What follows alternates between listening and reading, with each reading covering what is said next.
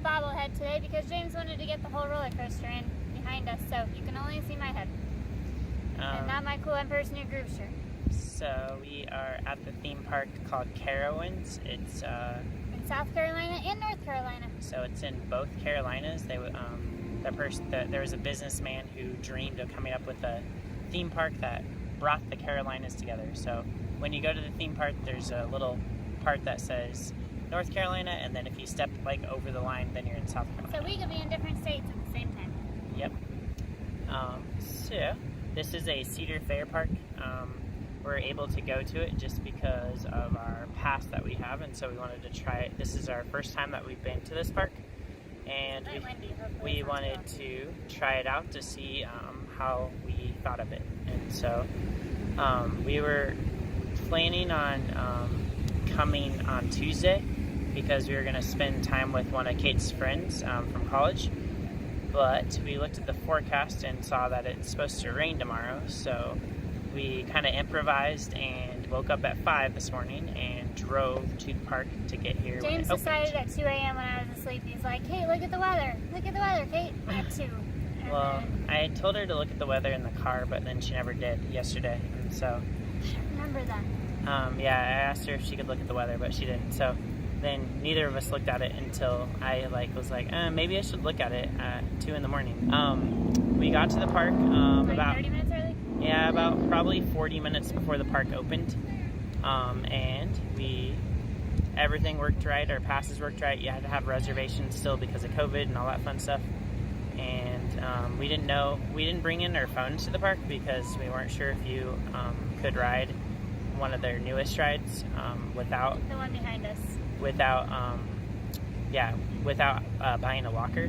Because the website says you have to, but then we got inside and apparently you can wear fanny packs with it, and so we just went all day without our phones because they weren't very clear on their website. So Kate researched the top ride here, which is called Fury, and we got into the park early, and we were they kind of had security, so they didn't actually even let you get in line until exactly 11, and so we waited in the sun for about 20 minutes or maybe 25 minutes, and we were on the second train.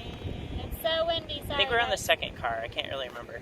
Yeah, we're on the second train in the back row. We rode it in the back row, and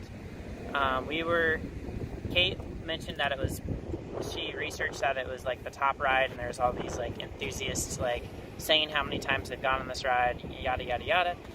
We did it, and we were a little underwhelmed. We weren't as impressed with it. We thought it was kind of slow. It was still good, I guess, and it was long, but it just seemed really slow to us. And so it could have been sleep deprivation maybe, but I don't think it was. I think it was just the ride wasn't very, very fast. And then it was really smooth and long. It just wasn't that amazing. Ride was called Fury. It's one of their newer rides, and I heard someone in line saying that they just ride the ride over and over all day, and that's the only ride they ride at the park. After we rode that ride, we were going to go ride this wooden roller coaster that was next to it, but we were confused, I guess, by knowing where the line started, and so we thought it was in the right spot. Yeah, we thought it was the the handicap accessible area and the fast pass area, but it was also for the regular line. The regular line We too. just didn't look that close. We also kind of made some, because that ride rides forward to a car or forward to a little section or whatever, and we rode with this couple, and then we next kind of, I guess, followed that couple and did the next ride with that couple as well. And that ride you were standing up on, and there was not much of a line. Yeah, it wasn't too long, but there was a line, and apparently there wasn't much of a line all day because it's not the best. But you stand up, and then it does a few flips and that kind of thing. So we did that ride again. We weren't super impressed with it. It was okay. It was similar to a ride we did at Six Flags Great Adventure, and also similar to the one they have at Cedar Point that it's okay. You're standing up on it. It's just more of a headbanger too. So yeah, we did that ride, and then next week we just kind of made like a little loop, like just kind of we're trying them all out because Basically, I think we did every ride. We just wanted to kind of see the layout of the park and kind of see what we liked and didn't like. So the next ride we did was this one that's similar to like a Worlds of Fun ride, where it has you go back and it just like drops you. So it's kind of like it has you go all the way back and you're like vertical, and then it drops you, and then you like do this little like half circle, and then it you do it forward and then you do it backwards, or you actually do it, I don't remember which first, but you do it forward and then backwards. So it's also a little bit like Mr. Freeze, but definitely not as fast or as intense. Again, there's one like that at Cedar Point, but it's a lot more intense at Cedar Point. We kind of had a theme for the day where the rides just seemed slower than other parks. And so did the ride times and them changing, like, they weren't very quick and efficient on getting on people on and off the rides. Like, they were really, like, that part just seemed really slow compared to yeah, like, their efficiency how fast wasn't, like Cedar Point is. And like they were only doing like one car for different rides and stuff, and some rides as well. Maybe one or two trains. I don't think any rides were running more than like 2 trains, and so yeah, the lines were way longer than they needed to be. So we did this ride called Copperhead Strike. We did that ride in the front, and again, kind of like a mini Maverick. It was a mini Maverick. It was probably longer than Maverick, I would say, or maybe not. It was just seemed longer because it had more upside down a lot. Because it had more like flips and turns and stuff like that. But again, it seemed slow. So I didn't mind that one. It just wasn't as quick as I would have liked. Yeah, it was okay, and we probably would have done it again if we like had more time or something, I guess. But it was still, we felt like a little bit slow, and definitely the Maverick definitely beats it by a lot. Yeah. So just wasn't very quick. If it was faster, I think it would have been comparable to the Maverick. Next ride Kate said we did was similar to the Raptor. It's similar to the Raptors or the Batman ride, where your feet are dangling, and you definitely want to be in the front row for that ride. Otherwise, we just don't like it as much, and you can't extend your legs and that kind of thing. I actually kind of liked that ride. It wasn't bad. We only did it once today, but I actually did like it. It seemed like it was not like super duper fast, but it had a lot of twists and flips and stuff like that. So I liked it. I don't know how Kate felt about that. It was good. It wasn't, I don't think it was as good as like the Raptor and stuff, but again, that one was one of their better ones here. No, it definitely wasn't as good as the Raptor, for sure. It's the theme of what we're seeing with other parks is that it makes us appreciate Cedar Point a little bit more. But anyways, and not take it for granted as much. And so then we tried to go find Panda Express because we were getting a little bit hungry, and we also had to use our little meal pass, so we found Panda Express. They had this little cafeteria area where they have this big screen stage where and they also had like a bunch of TVs on, like showing different things and that kind of thing. So it was a big air conditioned. It was air conditioned, a big area. A lot of their bathrooms were also air conditioned, which was nice, especially since today it was pretty hot. So after that ride, we got on another newer ride. It was actually closed, and there was one person waiting out in front of it, and we kind of got behind him, and we could see that they were testing it out to make sure that it was safe and running correctly. And we waited probably like 15 minutes or so, and then we were on the second train in the front row. And that was probably my second favorite ride today, maybe first. It was actually pretty fun. It didn't seem like super fast, but you could definitely feel the wind hitting your face, and you could feel like the drops. It felt faster than the Fury. I liked it more than the Fury for sure. Yeah. And so we rode that ride twice. It's definitely themed after Dale Earnhardt. So it's like a race car that you're in. I think it has in front of it has a race car, and then it also has like the stickers all over it. It has like every single race that he's won, I think, as well. So definitely racing fans would probably really enjoy that ride. We did that ride back to back because we felt like the line for that one would probably get really long if we didn't do it. So we did it right when it opened, and then we did it right after that. And so we did that one in the front row both times. And then after we did that ride, we did a ride right across from it, which was called the Nighthawk or something. Is that what it's called? Yeah. And so the Nighthawk, I wasn't expecting it to be that good because, I don't know, I just wasn't expecting it to be. We had low expectations by this time. The people we met earlier said it was that it was his favorite ride, and so we were hoping that maybe it would be good. And the line was super duper slow because they had two cars. Trains going. Yeah, 2 trains going, and there's 6 cars and 4 people per car. Basically. Yeah, and they had a fast pass lane and just the regular lane, and so they were letting about half and half each time. I think we waited like 2 hours almost. The first time we waited about an hour and a half to 2 hours, and it was really hot. But once we got on the ride,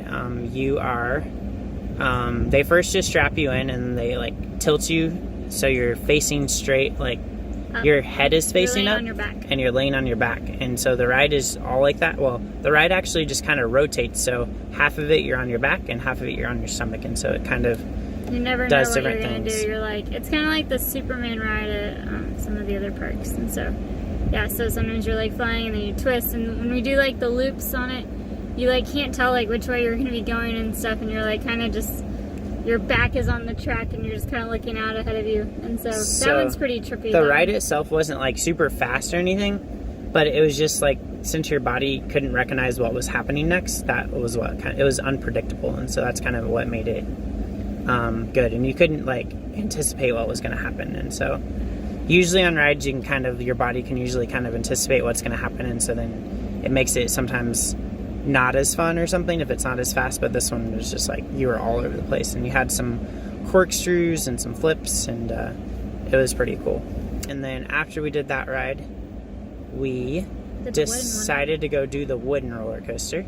It's kind of like a mini Judge Roy Scream from Six Flags, or kind of like the blue wooden one at Cedar Point. Yeah, it reminded us of like a roller coaster from maybe like the 80s or something. It's like really small, like padded seats. It was longer than I thought it was going to be, but it was still pretty, like not the shortest. It was very rugged and rocky, but definitely nothing too exciting about it. It was just kind of hills. There was no line for it because everyone, I guess, knows that ride is old-fashioned. And we then decided to go back and do the Nighthawk again.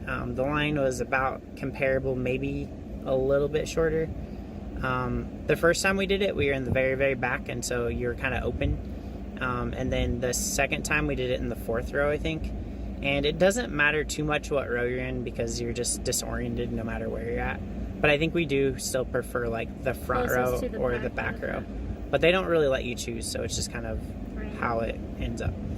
And so we did that ride. It was still fun again. It was like 6:22 when we got off of it. We rushed to get our Panda Express, and then we went back to go sit and eat in front of the line just to make sure they didn't close the park or close that ride off, because they like to close the rides off.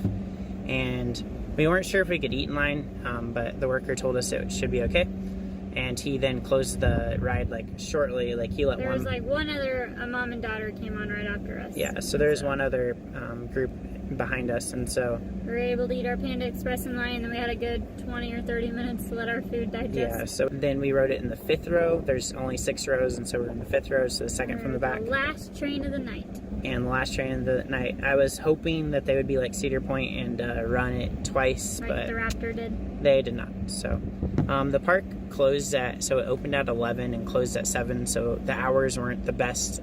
Overall impression of the park, it was okay. Definitely not my favorite park ever. I think I would rate it as a Cedar Fair one, it would probably be Cedar Point, Kings Island. Well, that's all we've done so far. Then here, and then Worlds of Fun. We really liked the Nighthawk a lot just because it was really unpredictable. And it's not like any other ride that we've done anywhere else. You couldn't anticipate how it was going to go. The Fury, I would compare it to a Slow Titan or a Slow Millennium Force. Yeah, so a Slow Titan or Millennium Force. It was okay. It's still nothing we thought super special about it. Or a Slow Orion from Kings Island. Yeah. And then we definitely weren't going to ride it all day like this one guy said he was going to do. My second favorite ride was probably the Dale Earnhardt ride. Yeah.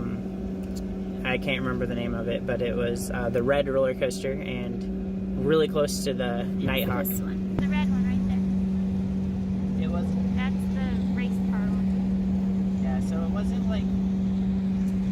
super duper fast, but you did get air, and you kind of felt your, you know, stomach turn a little bit. I put my feet as out you in did front of drops. me and like make my feet go straight out, and so then I like got more air on the hills. Definitely anticipate to wait for both of those two rides if you go to the park. My third favorite would probably be between the Copperhead Strike and maybe the Raptor one, Mine which was is the Top Gun. Copperhead Strike, I think. I would probably say mine would be the Raptor one, which is like Top Gun or some other name. Just because the Copperhead Strike to me was too slow. If it was faster, that would probably be probably my favorite ride if it was faster. Maybe my second favorite. And then That one probably was crazy because there was no like shoulder harness on you, and you went upside down a lot, and so like it just felt weird because you were just like strapped in by your waist. I guess it's kind of hard for me to judge it like super nicely whenever I know that there's a better ride out there called the Maverick, which is quick and fast and like, I don't know, way better. It's definitely a park. If you have not been to like a million roller coaster theme parks, and this is like one of your first theme parks, you would be impressed by the rides. And yeah, they still are definitely fun. big rides.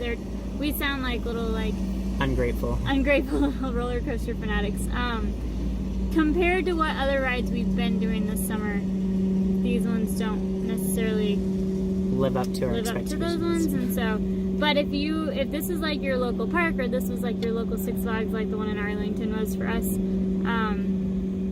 it definitely, I mean, they have a good number of rides. They have like several to ride on, and then they have the water park, and they're definitely big roller coasters. I mean, they are like high quality ones, and so they didn't have like any like great wood roller coasters or wooden roller coasters. So I did really like the fact that like half the park is in North Carolina and half of it's in South Carolina. I thought that was kind of a cool, clever idea to kind of unite the two Carolinas, I guess.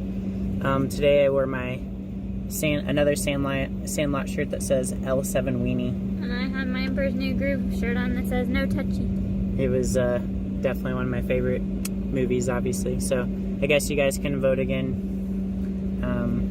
Which shirt you like the best? James's is pretty cool. Mine says L7 Weenie. And mine says no touchy. And it kind of means like the boy can barely throw a baseball, and he just puts his glove up to try to catch the ball, and obviously it doesn't go into his mitt, and so they're like, this kid is like a square, he's a L7 Weenie. And so, but then the little boy ends up getting better at baseball throughout the end of the movie. So yeah. So yeah, that Good little synopsis. that is Carowinds Cedar Fair Park in the Carolinas. It's close to Charlotte, a little bit south of Charlotte, North Carolina. So if you are a roller coaster fan, definitely check it out. Here's one of the Fury. Check it out.